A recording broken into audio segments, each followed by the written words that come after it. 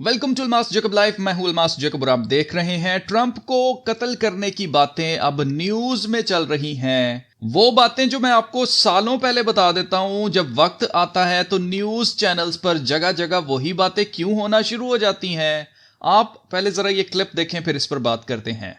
With a new plot to kill President Trump. Let's go to Ryan Smith at the live desk. And Ryan, what are you learning from this new report? Well, Didi, breaking tonight, Israel reportedly sharing brand new intelligence here that appears to show Iran now working on a new plan to assassinate President Trump. The Wall Street Journal first to report on this, that this could have been potentially a real driving factor for the decision for the president to leave the NATO summit in Turkey on the old Air Force One yesterday.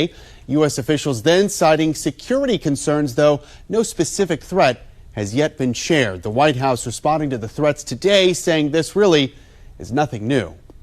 You know, the life of a president is very dangerous. I'm number one on the kill list for Iran. They're lovely people. I'm number one. It's out all over the place. I'm their number one because they're scum. That's the way they act. And that's the way they've done it for 47 years.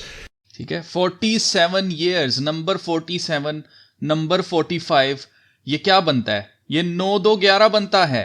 और 9-2-11 पे इन्होंने क्या किया था? अपने ही दो भाइयों के अंदर दो परिंदे मार के इन्होंने दो भाइयों को गिरा दिया था। और उसके बाद एक जंग शुरू हुई थी जिसका नाम है जंग ऑन द दहशतगर्दी। तो फिर आप नोट करें, सिर्फ यही नहीं बल्कि अब ईरान की तरफ से भी न्यूज आ रही है कि Khamenei's killers will not die a natural death.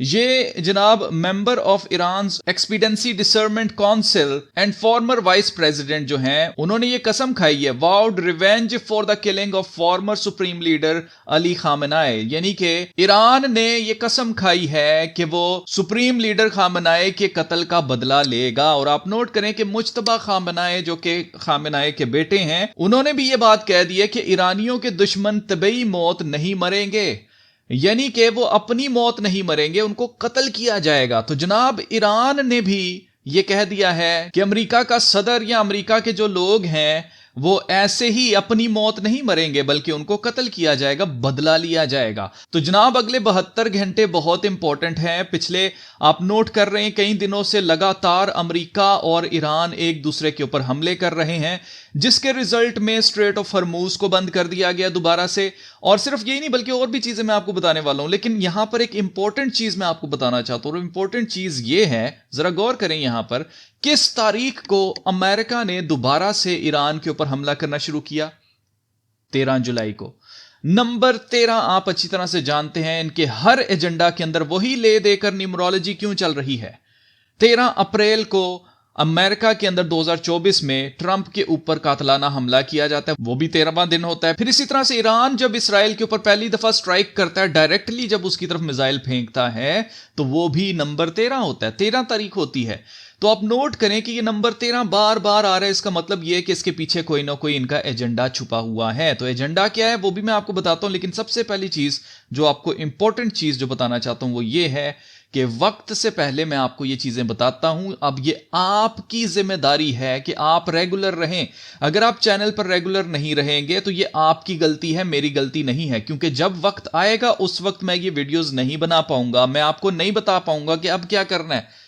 इसलिए मैं वक्त से पहले मैं आपको ये सारी चीजें बताता हूं, ताकि जब वक्त आए तो आपको पता हो कि आपने क्या करना है। अब ऐसा क्यों होता है कि मैं उस वक्त वीडियो नहीं बना पाता हूं? बाकी सारे बना रहे होते हैं और उस टाइम पे लोग उनकी वीडियोस भी बहुत देख रहे होते हैं और उनकी तरफ चले जाते हैं, हमें छोड़कर उनकी वीडियोस देखना शुरू कर देते हैं, क्योंकि उसी वक्त पर वो बात कर रहे होते हैं। तो बेसिकली हमारे साथ ये प्रॉब्लम है कि हमारा जो एनालिसिस है वो एट द एंड सच साबित होता है।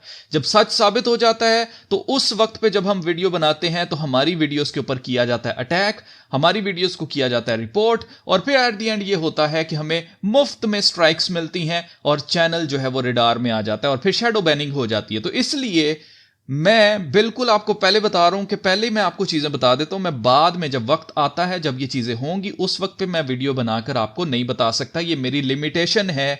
आपने इस चीज का एहसास रखना है कि आपने कनेक्टेड रहना है। अगर आप कनेक्टेड नहीं रहेंगे फिर ये मेरी गलती नहीं, आपकी गलती है कि आपने इग्नोर किया। आपने कहा जी कुछ नहीं होना, ये तो ऐसे ही बकवास करता है, ये कोई खुदा थोड़ी है, ये तो जो बातें कहते जरूरी थोड़ी कि सारी पूरी होंगी। इस तरह के ख्यालात लोगों के जहनों में आते हैं, वो छोड़ जाते हैं, वीडियोस रेगुलरली नहीं देखते। और एट दी एंड जब वो रॉकेट वाला सीन हुआ था उस वक्त भी आके मुझसे पूछ रहे थे कि अलमास भाई अब क्या करें, हम लें या ना लें। मैं आपको नहीं बता सकता, मेरी लिमिटेशन है।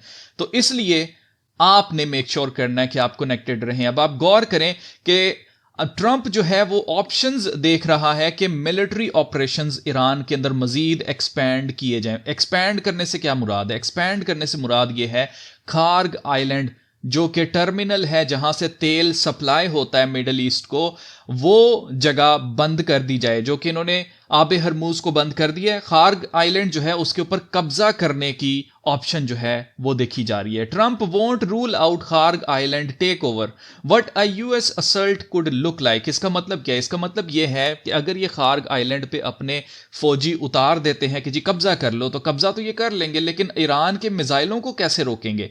इसलिए अमेरिका को अगर खार्ग आइलैंड के ऊपर कब्जा करना है तो पहले इनको अपने फौजी ईरान के अंदर उतारने पड़ेंगे।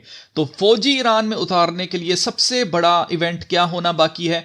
जी हां, मैं आपको बता चुका हूं कि अमेरिका का सदर मारा जाएगा। और इल्जाम किस पर आएगा? इल्जाम आएगा ईरान के ऊपर। जनाब ईरान ने कत्ल कर दिया, क्योंकि ईरान भी तो आगे से धमकियां लगा रहा है। ईरान क्या कह रहा है? जनाब हमारे जो कातिल हैं, जो खामेनेई के कातिल हैं, वो नेचुरल डेथ नहीं मरेंगे, हम उनको कत्ल करेंगे, हम बदला लेंगे। इसी तरह से मुश्तबा खामेनेई ने क्या कहा? जी ईरानियों के दुश्मन तबई मौत नहीं मरेंगे। तो ये सारी गेम आपके सामने है। ट्रंप कह रहा है कि मैं नंबर 1 हूं लिस्ट पर, जो जिन लोगों को कत्ल करना वो चाहते हैं उस पर नंबर 1 पे ट्रंप है, जिसको वो मारना चाहते हैं।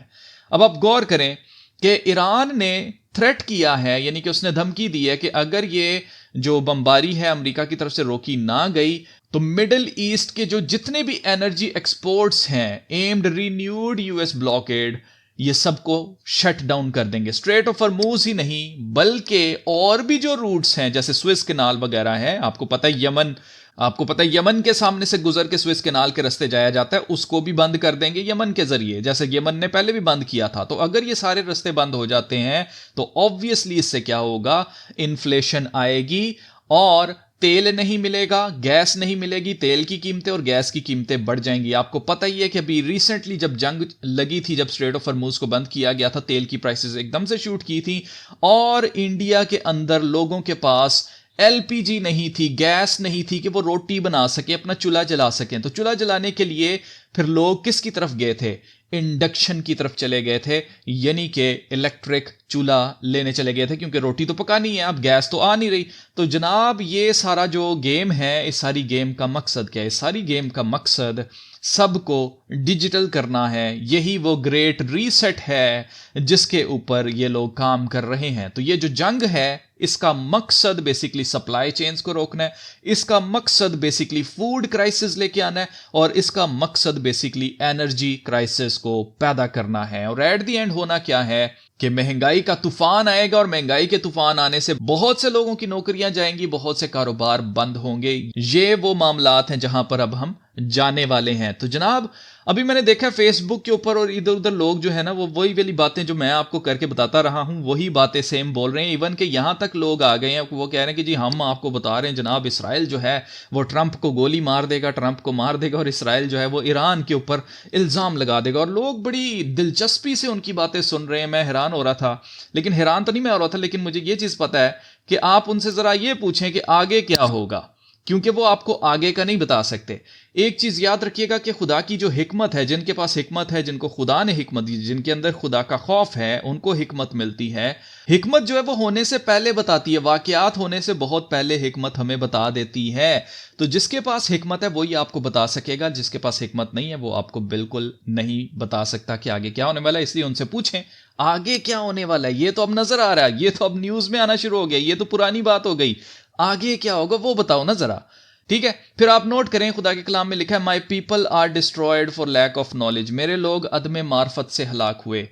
लोग क्या कर रहे हैं आज? हिकमत को रद्द कर रहे हैं, लोग नॉलेज को रद्द कर रहे हैं, और खुदा भी एट द एंड इनको रद्द करेगा। और एट द एंड होगा क्या? ये हलाकत में पड़ेंगे। जिन्होंने तैयारी नहीं की, मैं आपको बहुत पहले बताता आ रहा हूं, फूड शॉर्टेज आने वाला है, अपने लिए तैयारी करें। क्या किसी ने तैयारी की? किसी ने तैयारी नहीं की। सबने क्या कहा? हाँ, नहीं जी ऐसा कुछ नहीं, फूड शॉर्टेज तो आया ही नहीं। कब से मैं बता रहा हूं, आप नोट करें। और अब ये सारी चीजें कहां पर लीड करेंगी?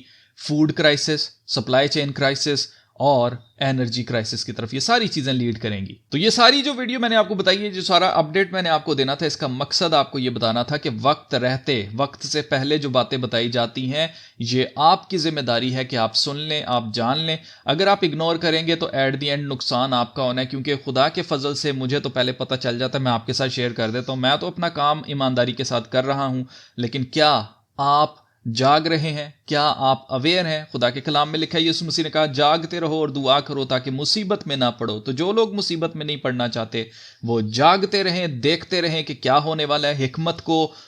हिकमत को रद्द ना करें, उसकी बातों को सुने और आप बच जाएंगे। क्योंकि जब मुसीबत आएगी तो शरीर जो कि हिकमत की बातों को रद्द करते हैं वो हलाक होंगे। लेकिन जो रास्तबाज लोग हैं, जो हिकमत को रद्द नहीं करते हैं, वार्निंग को सुनते हैं, समझते हैं, उसके ऊपर अमल करते हैं, वो बेशक उस मुश्किल के वक्त में भी सरवाइव करेंगे।